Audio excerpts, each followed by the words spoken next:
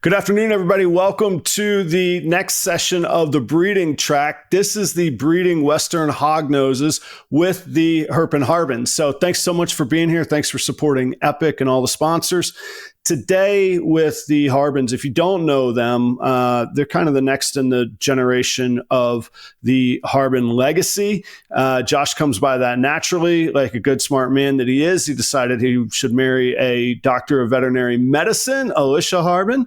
And they have, among many species that they care for, a whole lot of Western Hognoses. And I think that they're some of the most qualified experts to talk about breeding Western Hognoses. And we're going to need some experts because I'm a ball python guy. So I want to thank you all for being here. I hope that you learned something. And at with all that being said, let's go ahead and bring out the Herpen Harbins, Josh and Alicia Harbin. Thank you all for being here. Thank you so much, guys. This was awesome. Thanks for having us. My pleasure. And like I say, I wouldn't bring much to the table if we were talking about hognoses. So I'm going to learn some today as well. I'm going to assume that everybody watching is probably into hognoses. So we could probably skip the part about why they're cool and all of that. But what about the breeding? Is it something that you even in your professional opinion, is it something that could be a hobby? Is it something that should be a little bit more business focused? Is it something that's attainable? What are your thoughts on that? I think it's definitely attainable at all levels. We've actually sold animals to people a few years ago, and now they're having their first clutches, and they only have a pair, and then of course there's people in the industry that are making a living off of it. And so the hognoses are what we actually started in when we started breeding. And so we're very comfortable with that species, even maybe more so than the ball pythons at this point. And so I do think the benefit to it also is the numbers.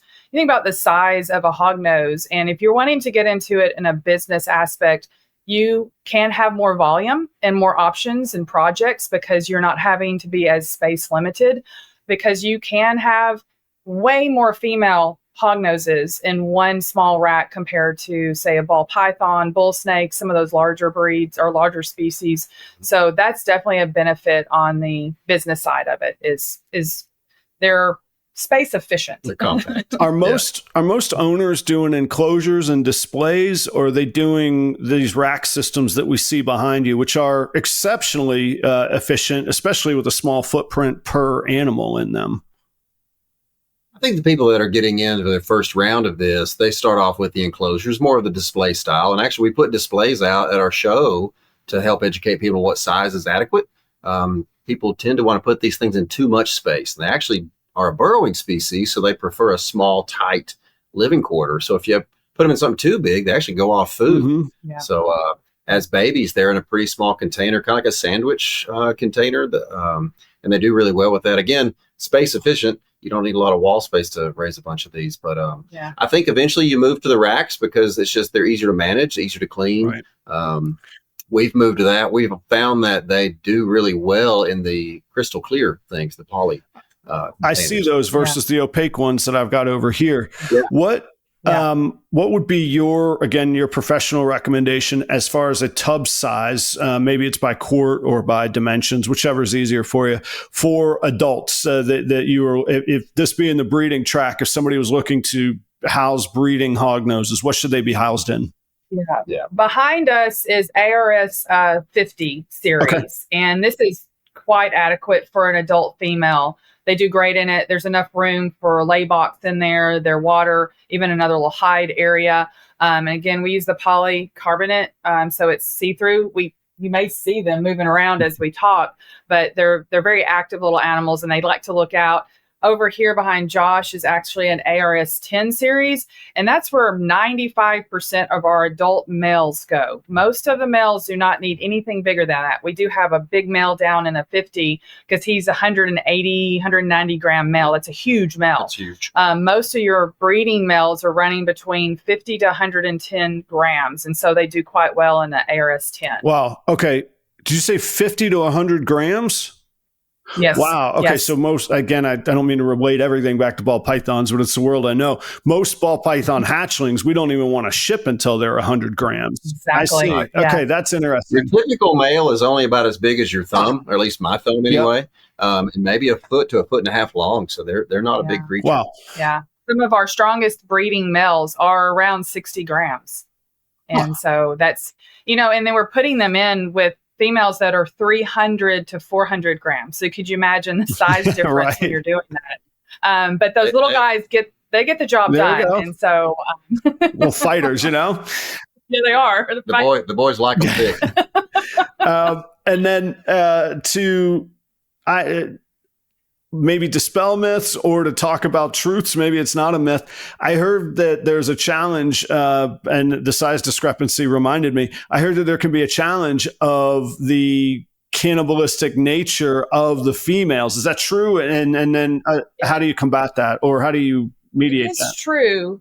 it's true, but it's rare. I don't feel like it's as common, considering that we paired 29 females this year and 0 males were ingested or even attempted to be ingested. But we do know we've had friends that have had them this year, luckily found them in time. Your dad lost one. He actually lost one.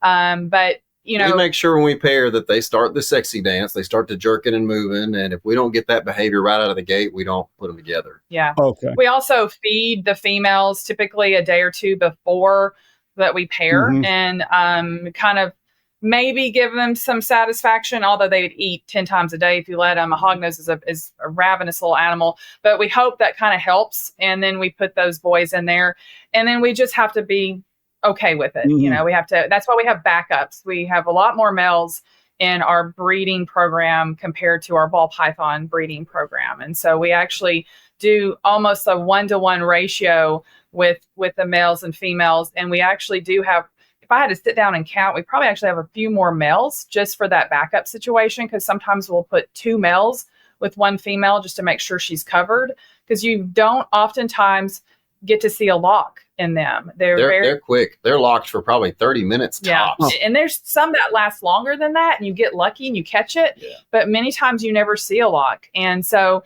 it's not like a ball python you can check and watch for, they're locked for a day and a half. That it's happened. And so we do put sometimes 2 different males in with 1 female. We also are pairing not at the same time though, right?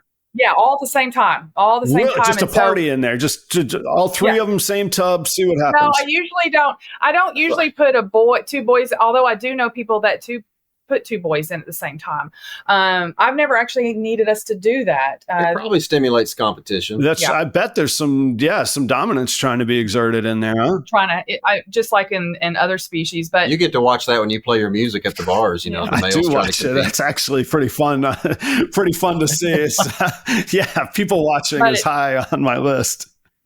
One of the biggest things is because you're pairing. You think about other species that can be paired throughout the year. Your ball pythons I always go back to that, because that's definitely the most popular snake breed or species out there being bred. You can have a male go to 10 females through the year. Right.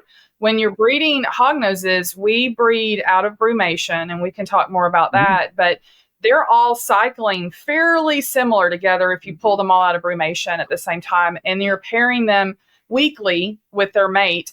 Well, your little 50 to 60, 70 gram guy can't necessarily power through a bunch of females, especially if they're all ovulating around the same time and you don't want to miss it. So That's oftentimes why we will only have maybe a male go to 2 or maybe 3 females at the most, especially if we have a little bit of a gap in our brumation cycle. Their breeding window is short, and the males don't have volume, simply put. And so they just can't reload fast enough. They will exert their energy and burn it up. Now, they usually still eat. Boys usually still eat.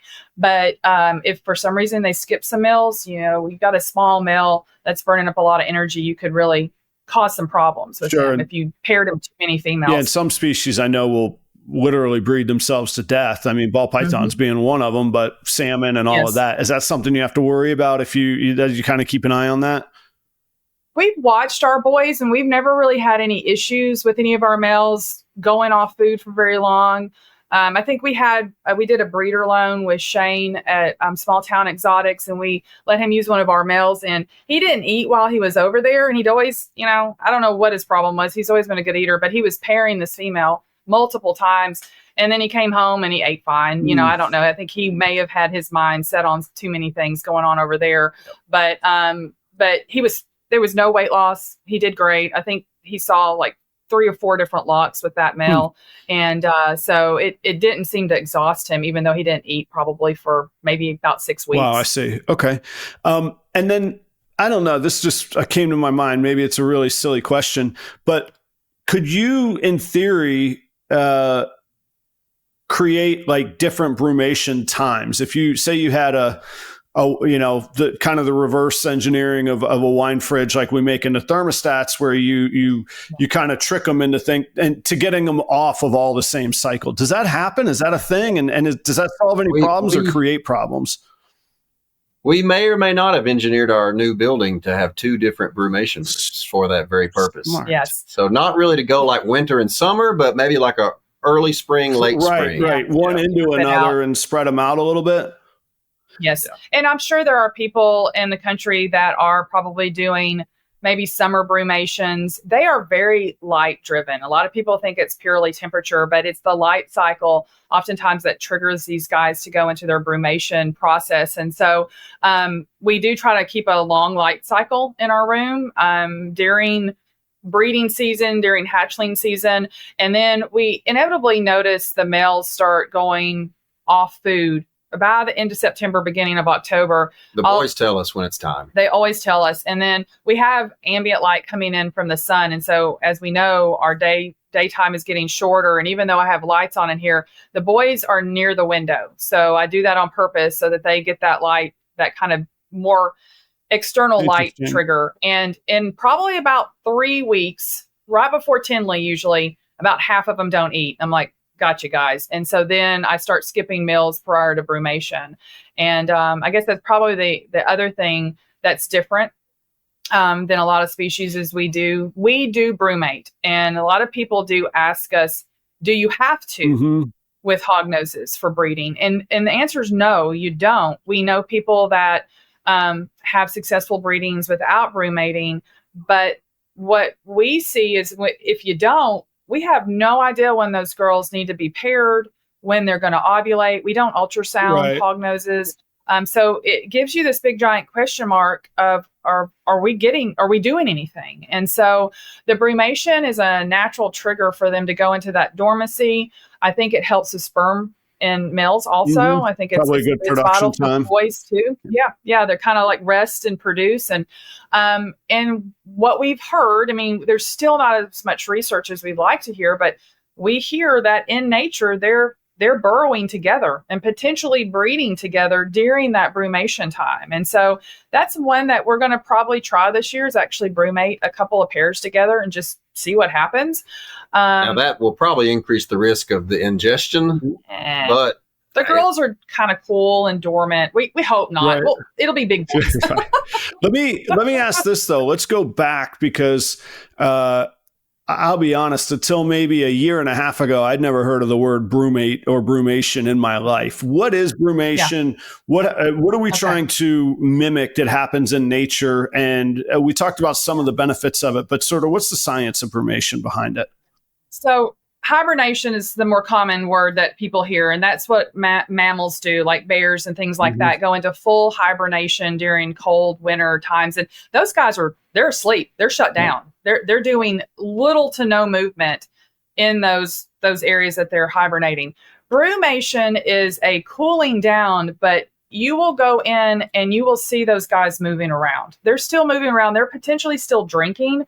They may even come out during warm spells and eat something and digest it prior to the next cold spell. And so we do know that there's more activity during brumation, but it simply is just a metabolic slowdown for their bodies to kind of rest and also get into a cycle together as a species for breeding process. Right. And so I think that's your biggest positive parts of brumation, both in nature and for us, it's a 3-month break. Right. Well, I was just about to ask, what is the period of time on that? And does it vary? Are there people that like, I don't know, you just said 3 months. Are there like 4-month club and is there a 2-month club or what? How does it? There are some 2-month clubs. I think in the beginning we did 2 months and then we went to 10 weeks.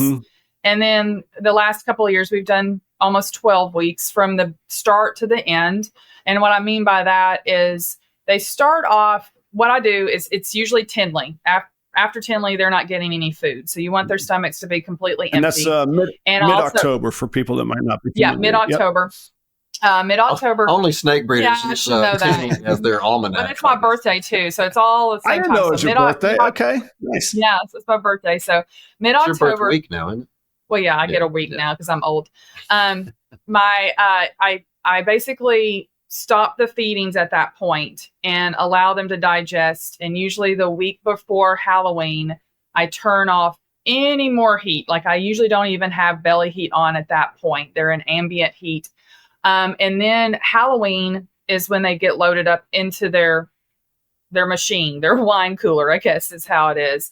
And then starting at Halloween, we go down a few degrees every day for about 7 days. And then by the end of it, they're at about very slow down, but pretty, to me, still pretty quick. It's still pretty quick. Yeah. Still pretty quick. And so they're going from about 70 degrees, which is right, at the end of their fasting, they're at 70 degrees.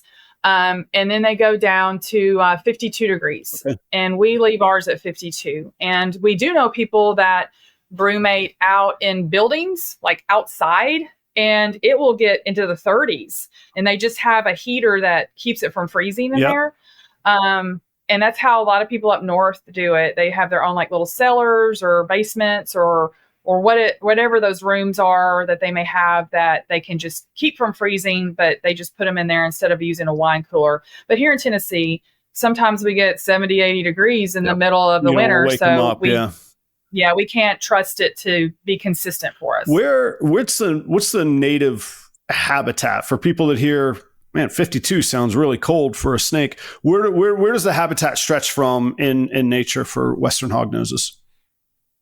It's pretty broad. I mean, their range as far north as Canada, and as far south as Texas, Mexico area. So their winter times vary quite a bit based on where they were found. Like I think it's the sables were found near Montana, I believe. So they're used to a short summer. Gotcha. And they brumate similarly too. Yeah. They are the first ones to come out and eat. Yeah, after incubation, they're out. They're raring to go. They're fast. They actually hatch faster.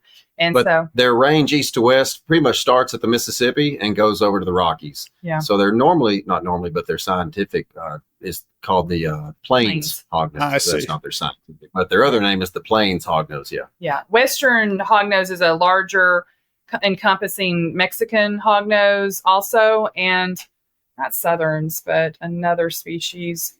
Anyway, but Heterodon nassicus nassicus is what we have, which is classically known as Western hognose, but technically plains hognose. Okay. So, but they have a weird range. It's upwards. Like you think about ball pythons, and they're kind of across the equator. Where these guys are running, all the way up into southern Canada, and they're sometimes brumating for 6 months in those locations. That's an interesting point because we would think usually if you like at 80 degrees, you stay parallel to the equator, and wherever you go is going to be 80 degrees. If you go longitudinally, that's going to vary quite a bit. So they must be a pretty hardy species then. They are. Yeah. They can tolerate a lot cooler than people realize, and they can honestly tolerate a little warmer than we probably should be doing. But they do have a huge tolerance level. A lot of people run them on ambient. This time of year, I can technically run ambient on them and run them about 76 to 80 degrees at the most, and they would do just fine, digesting and everything. Sure.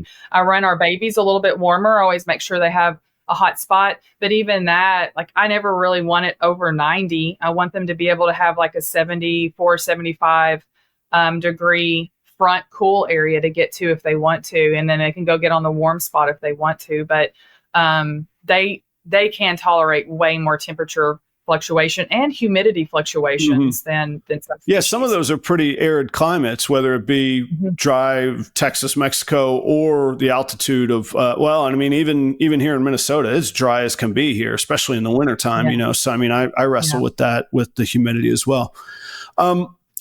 So coming out of brumation, and do you literally, do you top off their water? Do you offer food during brumation, or you just put them away? And I do put them up. What we actually use, we've done a couple of different things over the years, but our favorite has been cocoa coir. We use Reptile chips cocoa coir, and so when we moisten it down, and we put that into their individual little tubs, and they're tiny. They're little Tupperware containers that have little small holes for ventilation, and then we basically put them in their little container that already has a reasonable amount of moisture in it. We've done water in the past, and we've kind of gotten away from it because by the time we pull them out of brumation, the water bowl's full of mud where they pack all the cocoa coir anyway. Yeah. there and they're running around and doing stuff. And then but they weren't losing weight on just cocoa core. So No. they're either absorbing the humidity or just going into a stasis where they don't need to digest anything. So yeah. water bowl is just one more step that seemed kind of unnecessary. We do check on them. You know, obviously we monitor the temperature in the wine cellar, wine cooler regularly. But I do every about 2 weeks, we'll open it up and just kind of like peek through and make sure I don't see anything odd going on. Make sure there's still some humidity in there because there are fans still blowing around in there. I don't want somebody's container to dry out on them. Mm-hmm. And I do know some people will actually warm them up slightly, give them some water, and then cool them back down. I mean, I haven't seen any problems with ours being just straight in that cocoa core for that 3-month period. And some of them do gain weight coming out. I think We've seen a couple grams. Yeah. How much, I mean, this is a little bit off track, but like relative to some other common pet species, how much research or how much knowledge is there, like scientific, other than anecdotal knowledge? And you would be able to speak better to where anecdotal becomes scientific. But there's a few things that I've heard where we're saying, you know, we're still figuring this out or we're learning about it. And you're one of the most studied people in the industry. So I'd be interested in your input on that, Alicia. So just get on Facebook. Whatever Facebook says, 100%. Just like, that's how you get through life, right? Just like everything else in life. No, there is a paper. Oh gosh, it was published back in the 50s or 60s. It's been a while since anybody's done heavy research on it. And I think the problem is they're so hard to figure out what they're doing in the wild. We honestly fully don't know what they're eating as babies in the wild. Mm-hmm. We suspect, they're eating like maybe tadpoles or small toads, even crickets, maybe worms or something like that, because they're so tiny. They're not out eating mammals, though. Mm-hmm. I mean, the reality of that, you think about let's say best case scenario, 10 to 12 gram hognose baby. That's a good size how one, much, actually. Yeah, what's the weight? 10 to 12 grams when they're born? Yeah. 10 to 12 is kind of on the bigger end. Ours average out about 6 to 7 grams. Yeah. Wow. And so you've got like a good 10 gram baby out running around in the plains, Right. And what is it? Is it going to go into a burrow with a mouse that has a mama and babies? No, that would be dumb. That mouse would take that little thing out quick. And so we have to believe they are eating small amphibians and maybe even bugs, but you can't even find these things enough. And I don't think there's a lot of researchers that want to go take a bunch of these babies out of the wild and then cut their bellies open to see what they've been eating. Right. So we don't have a huge population to find out there to do that. So the research and it's actually, there were a lot more back in the 50s, 60s, and 70s wild. And now it's hard to find them because we've probably depleted the wild. And then the wild ones that are out there along with their environment has been damaged. And so we've heard stories from people from the Midwest that said the only time of year they see them is when they're plowing the fields, and the plowing turns them up out of the ground, out of their burrows. So the rest of the time, the farmers weren't even seeing them. I mean, I've only lived in this area, the upper Midwest, for 2 years. I had no idea that they were here until maybe 3-4 months ago. One of my good friends said, "Oh, look at this! I found a two hognoses breeding." And I was like, "So lucky!" Yeah, I was like, "I didn't even know they were here," And I don't see them. And you mentioned, do you think that's a function of the pet industry? Do you think it's a function of habitat destruction? Do you think it's a function of farming? I mean, I'm not trying to make anybody evil, but where's the, if you had an opinion, I don't know. I think part of it is people don't go outside anymore. I mean, Facebook's so awesome. I mean, why go find the real stuff and you can see a picture and scroll and like? Yeah, I do think there is some maybe habitat changes. And we know they were pulled out of the wild a lot in the 90s and early 200s. I mean, we know that. Heck, we have a female from wild caught stuff right behind us. And so, I mean, we're still pulling them out of the wild. And so, I mean, you think about those numbers going down along with maybe environmental changes in their areas. We probably don't have the population like we did 30 years ago. And so I don't think we're going to be able to do a lot of experiments to figure out what these guys are truly eating as babies. And we know, like, as adults, they're eating lizards and they are able to get a hold of, mammals and toads and, probably even small birds if they wanted to. These things will eat anything they can shove down their throat, and they just don't care. And they don't, am I right? I don't think, I could be totally wrong on this. They don't constrict, do they? They just go for it and it's just down the hatch, huh? Yeah. So they're rear fang and they do have a venom. Mm-hmm. It's medically insignificant to humans, although people can have like a reaction, not a bee sting reaction. People want to take an antihistamine for it. It's not that.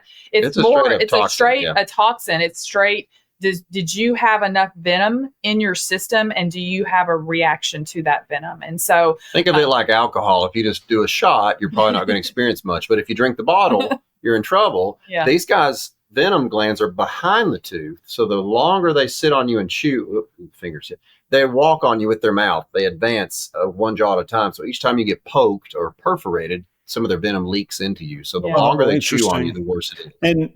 And so in the wild, when they grab onto a toad, they'll just grab and just clamp down, and they've got some strong jaws on them, and they'll eventually subdue that toad enough to ingest it. And I learned it the hard way. I don't know why. I knew that they weren't constrictors, but early on, we had just a few females, and I had pulled a bunch of live mice for something else, for basically corn snakes I was feeding.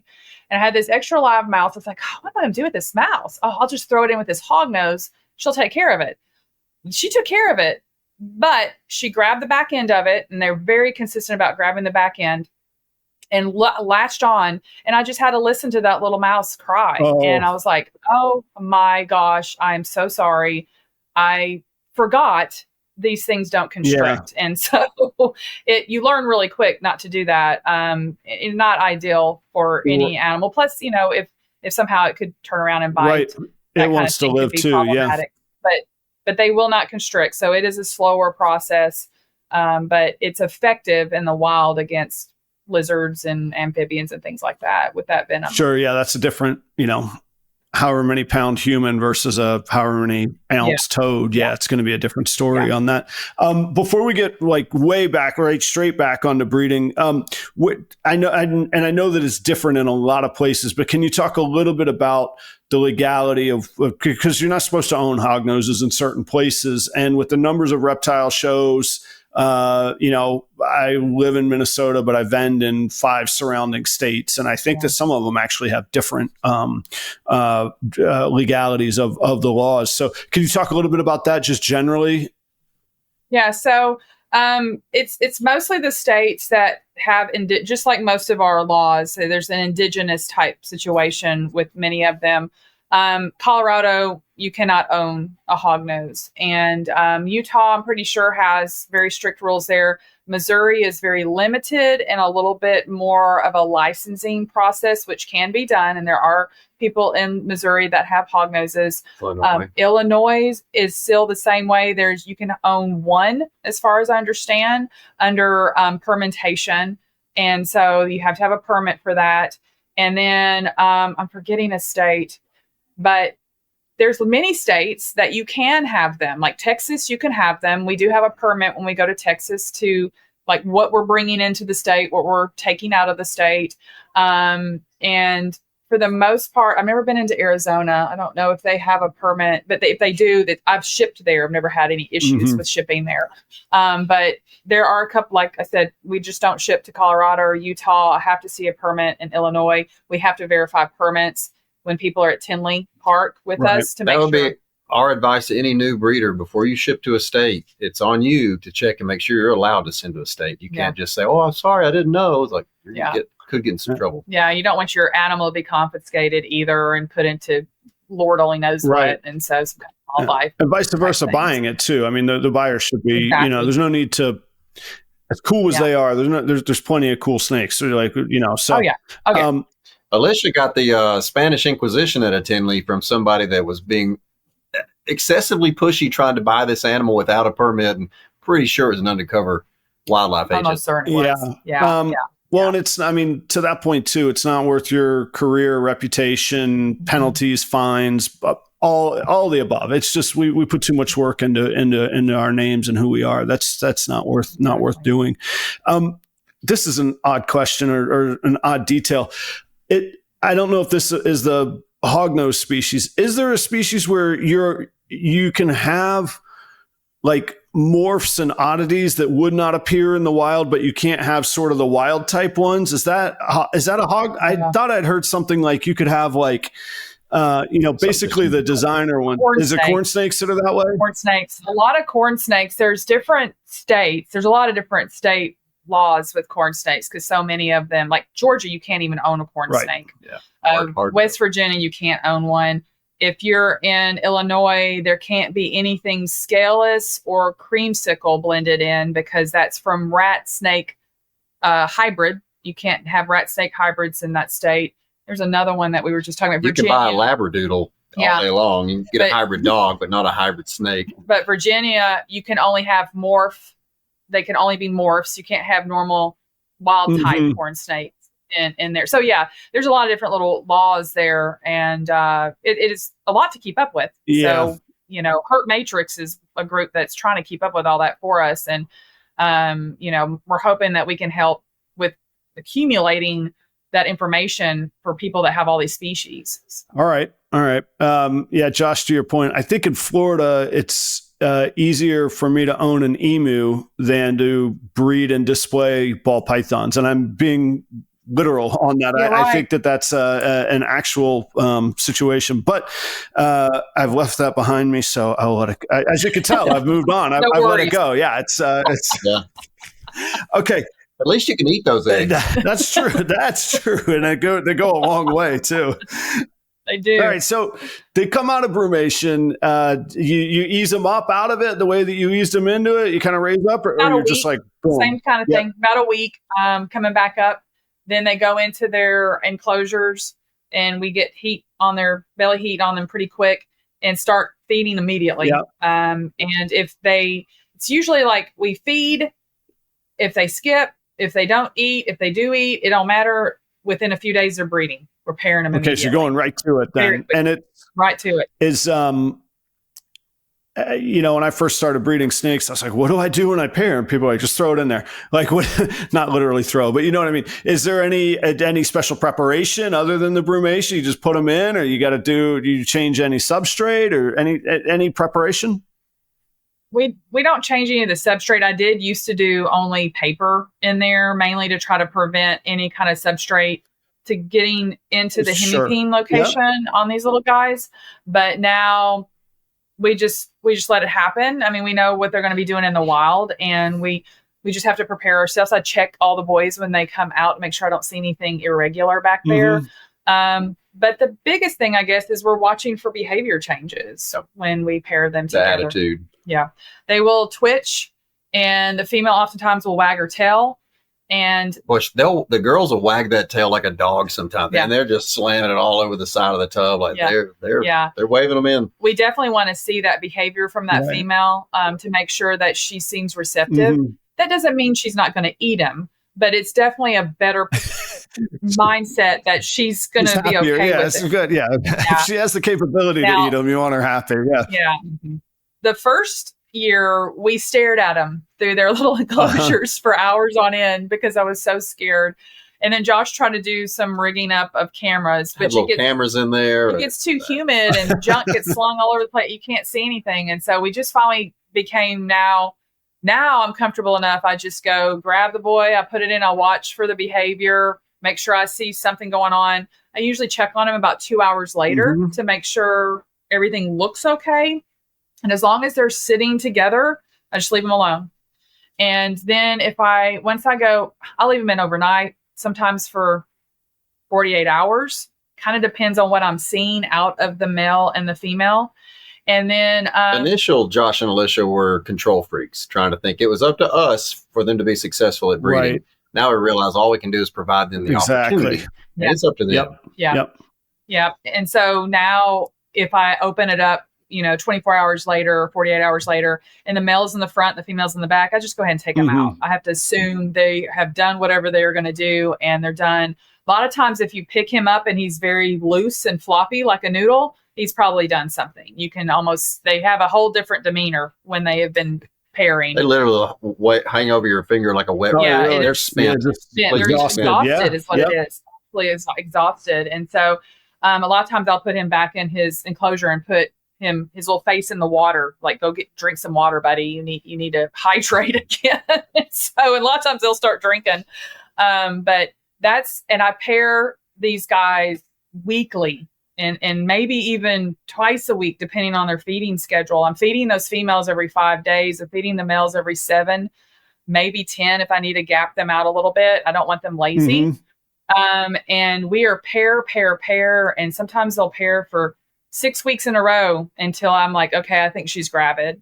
So we pair until we essentially feel comfortable that she's gravid, or she looks like she's in a pre-lay shed, and then we stop pairing at that point. Gotcha. And I think I'm certain you said earlier, you don't ultrasound, so you're going totally on behavior. And I'm guessing they're too small. You're probably not palpating, trying to feel little. If you've got a girl that's close to getting ready to lay and she runs through your hand, you can feel it bumping along through there. But I try not to push around on those girls. They've got so many eggs in them. A lot of times I'm afraid I'm going to cause some damage. They're very thin egg. Their egg is much thinner than a ball python egg. Okay. It's very squishy when it comes out, and definitely, to me, more fragile. Like if you drop it, it's gonna slow. Yeah. It'll slow. Yeah. And so a ball python egg's like shoe leather. When you throw them up against the wall, they bounce. They're tough. Don't tell people that. He hasn't done that. I haven't done that. No, we did do a slug chucking contest the other day. I got one. I got one. I see it in my tub right there. We could bounce the slug if we need to. Let's see what it does. For science. Yeah, for science. For science. Always for science. Always. So 6 weeks pairing, you're getting locks one time to twice a week. Sounds like more one time a week. And then that would take you up. Would you see an ovulation? Are you only going on behavior? Is that something that you can spot? A lot of times you can tell the females will have a different swell about them. They'll have more scale spread. And they'll have this roundness about them for a short period of time. And then you're like, oh, she's pregnant. Oh, she's not pregnant. And I think when we've seen that swell is truly the ovulation. Right. And then they kind of come back down. And then usually like a week later, they go into a pre-lay shed. And then from pre-lay shed, it's about 6 to 13 days. There's a little bit of a range there. Nice. They're laying quick. Not like ball python. You got to use not another 40 days to go where you're like, is it happening or not? Okay, so you're just right on it. It's super fast. Like one of our females, our very first one, Xena, are a xanthic conda het albino female. She's 6 days every time, no matter what. And even on her double clutch, 6 days after pre-lay shed. And so she is so classic. I know what morning. They always lay in the morning for the most part. Yeah. We've had a few lay in the middle of the day, but it's usually I get up early in the morning during that time of year, and I come in and start checking the ones I have tagged. And that's when I find the eggs, usually about 5, 6, 7 o'clock in the morning. And they're typically done by 10 in the morning. I think we had like 2 or 3 that laid midday this year, but that was kind of random. So, and there's no egg wrapping, there's no system. They just drop them where they fall. Yeah. And they're all over the tub. So we put in a little lay box that kind of helps consolidate them a little bit, but they do not wrap. I heard that also that you got to get those eggs out of there, because not only will the mama maybe eat the boyfriend, maybe the eggs. Yeah. She has a little dessert too, huh? She eats the eggs. We've had them eat a few eggs and a whole clutch. Yeah. When we pull the check, if there's something in there, we pull those eggs. We don't wait for them to finish up. We grab what we can. We're egg grabbers. And there's a lot of, that's a big debate in the hognose world, is to leave them alone versus pulling the eggs. Well, we both work, and for us to leave potentially, 10 to 15 eggs in there with this little hungry hippo just to give her 2 eggs to come out later, it's a little hard for us. So I do my very best. I take a marker and I mark the top of each egg, and I just gently try to not bother her. She's in a trance. It's fascinating. She's in a trance. Like usually I try not to bother her, and I just go ahead and pull all those eggs.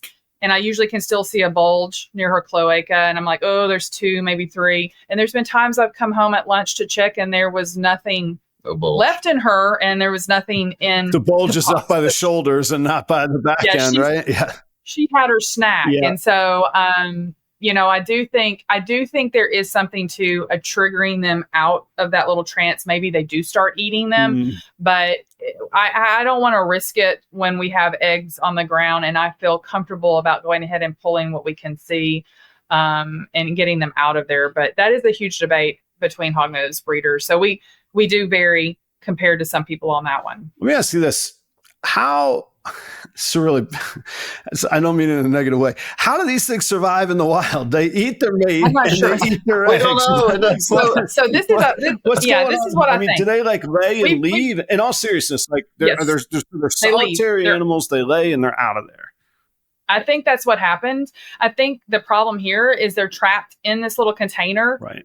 And when they come out of a trance, they start going in circles, probably in their lay box. And then they're like, boop, and they run into an egg. Yeah. Oh, what's this? Could be tasty. Let me push on it. Oh, it's I'm going to soft. push on it. I'm going to start eating it. And so if they were in the wild, they would just they'd probably actually scatter eggs over a large area. And then they would just kind of keep going away. And they wouldn't necessarily run back into their eggs. And I think staying with the males, after the males are probably done with a lot, they probably scurry on out of that. He's like, I got to go. I'm out of here. Yeah. Yeah. Because we oftentimes will find them buried under substrate. And we're like, oh, crap, we've lost him. And then he'll stick his little head up with his little tongue flipping, get me out of here. Save me. Save me. I got to get away. Lots of questions. Well, but then that does beg the answer, and it leads us right into the next phase. Do they have to be incubated? I mean, if we're envisioning them plopping eggs across the Midwest countryside, what about in the controlled environment of a breeder setting? We do incubate. We have friends that do room incubation. So they may already have ball pythons or hotter room. And you could really incubate them in 80 to 82 Get degrees. Out of here. Just let them hang out. Man, that's great. Yeah, just let them chill. Really? And so we have an incubator that we run at 81 degrees. And we know of people that will run their incubation around 78. And they do fine. They just hatch a little later, but that's okay. They're lumped in with colubrids. I don't know if they're a colubrid or not, but corn snakes, you can do that. Just put the things in a shoebox up on a top shelf somewhere, and you'll have babies in a few months. No wonder there's so many of us breeders around. We're all just getting by, right? Okay, don't worry about the incubator. Let's see what happens. I've actually done that with corn snakes. Like when the incubator was full, you're stuck them up on one of the top racks. Level, yeah. And I have to put signs up, don't forget corn snakes. I did one time and opened up the containers. There's little corn snakes running around everywhere. I'm like, oh my God, no, I forgot. How, you said some would take longer or shorter, but what's the typical time? What are you looking at on an incubation period? About 56, 57 days. Oh, okay. Not too different than, not too different than ball pythons. I'd say we've had the sables pop out at 53 days, and then we've had some normals pop out at 60 days. We don't cut. Yeah. In typical, and I don't know many hognose people that do cut. I don't think they do. If we cut, we've got 10 eggs in there and 8 have already pipped, and we're 3 days out. Then I'm like, what's in there? And it's usually something not good. Not going to make it. Something's wrong. Yeah. But I want to go ahead and cut and just make sure. Very rarely have we cut something that was viable. And what's the typical clutch size? Well, we've had all the way down to 5, all the way up to, we've had up to 22. Get out of here. I'd say our average is probably around 15, 16 per clutch. And they do double clutch. Yeah. And most of them, we typically have most of ours double clutch. And that's usually runs anywhere from 5 to 8 weeks after their first clutch. They'll have another clutch. And you don't necessarily have to pair again. It's a held sperm situation. You're just exactly. Yeah, exactly. Wow.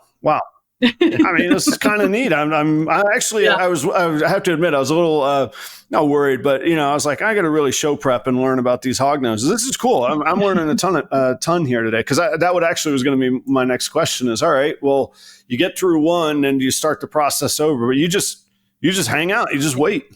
And just hang out. And you really, I know I've heard of people repairing. Maybe if they had a lot of slugs the first go around. My theory is if they had a lot of slugs, they may have paired too late to begin with and they missed that first ovulation. So you're likely to cover the second ovulation at that point because you should have sperm on board. Unless you just had full slugs. And I guess if you did have full slugs, maybe go ahead and pair a new male or the same male if you want to, in case for some reason something didn't happen. Now, the likelihood of you maybe catching that ovulation, it could be harder because you're going right into the next thing. Would it hurt anything to pair again? I mean, I guess other than the risk of what you're talking about. She's just really ravenous. She's really ravenous. Like we're feeding those girls every 3 to 4 days, oftentimes just to get them back to size. Because you think about, I'd say 300 gram hognose and she drops 18 eggs. Yeah. That's not unheard of. And she drops a lot of weight during that. So we're just trying to get her weight back up. And they're coming out front of the cage, like, the enclosure ready to eat. Okay. So then you got these babies. What do you do with the babies? You got them, I'm guessing they're in their own sort of tubs or sort of shoebox style tub. And then we use actually I've got a tub here. It shows this is the size of our hatchling tubs. Cool. We literally have about, 250 over there on the wall. And there's just a cable that runs across the back of it. And we do leave them in the incubator for probably about a week. They're in there. They shed very quickly, even faster than a ball python. They shed usually within a day or two. We've actually had them shedding coming out of the egg. And so they stay in that little group. Tom had one basically ate a sibling in the incubator. Wow. A big one ate a tiny one. So it can happen. Did you get them separated pretty quick then? No? We don't. We're just like hope for the best. If that's 1 in 1,000, that's pretty good odds. Yeah, if it's the one time you remember this one thing happening, it's kind of a weird thing. You have to let go of those just this one time. Correct. Scares, we just push not forward. Change everything. But it seems like that week when we get them loaded up into their individual bin, within a day or two, they're eating immediately if we leave them in that incubator for a week and as a group. And then we start feeding little tiny pinkies, either micro pinkies if they're over 6 grams. If they're under 6 grams, I'm having to cut the head off and just feed the pinky head. Yeah. They always eat frozen thawed. We only offer frozen thawed in the beginning. And we try not to start with scented. A lot of people ask, do we go right to scented? We're like, no, we usually don't have to. I did a few this year where I did like scented right out the gate, not like full scented, but like dipped it in our sardine juice. And they did all eat very quickly. But then I went back to my normal way, which was just giving them a frozen thawed pinky. I use like a little water on the tip of their nose, on the tip of the pinky's nose, and just kind of hold it to the hognose nose, and they start drinking, and they inadvertently open their mouth and they grab it and they start swallowing. That's a nice hack. Yeah.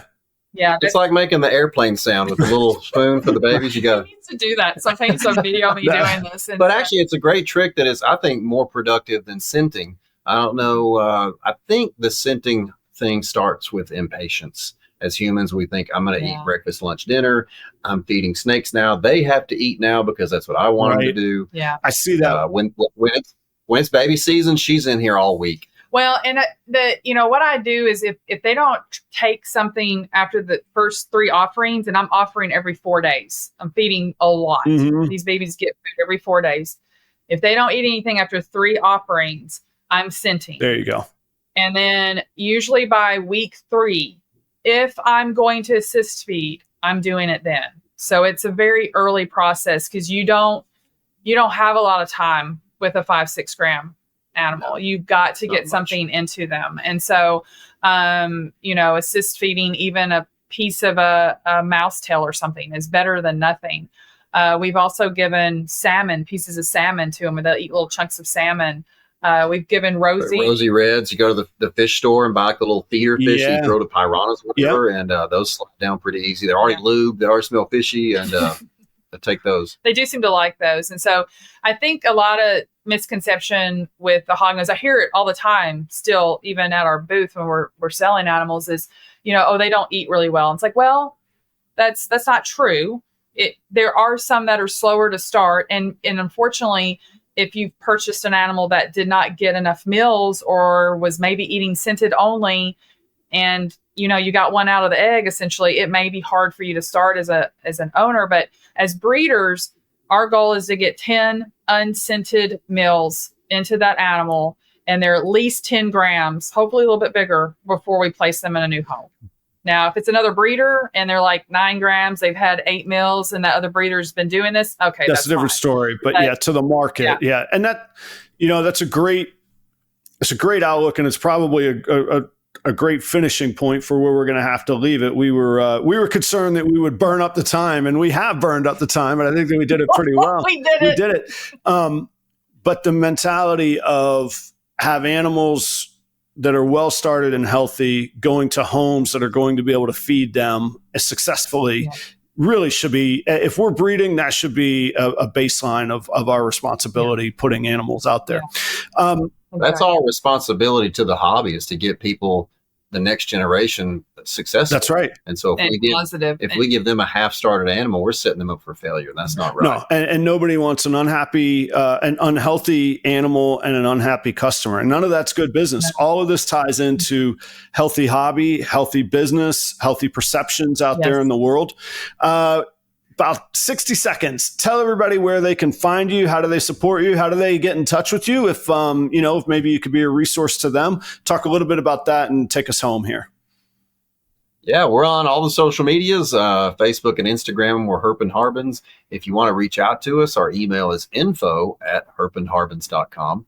And we're pretty responsive. We want to, like I said, everybody else to be successful, because we love doing this. We love going to the shows. We love these little crazy creatures. I don't know why, but we're both addicted to them. So yeah, reach out to us. We'll do some shows during the year. Follow us online to see where we're going to pop up. But it's usually the big ones, the Tinleys, Dallas, Atlanta, Daytona. Yeah, those are our main ones. Excellent. Thank you very much on behalf of the Epic Conference. On behalf of me personally, it's always a pleasure to work with you. I look forward to seeing you at Tinley. I didn't know it was your birthday, but I'm not going to take it easy on you, because it's usually our little annual meeting there. How about that? Nice to get this done. They changed the schedule on us, so all right. We'll be best buddies that weekend. We'll figure that out. Audience, go check out epic.live. The next session starts in 5 minutes. You're going to choose your next session. The whole schedule is there down at the bottom of the main page. Thanks for joining Epic. Harbins, thank you all very, very much. Thanks, everybody. See you soon.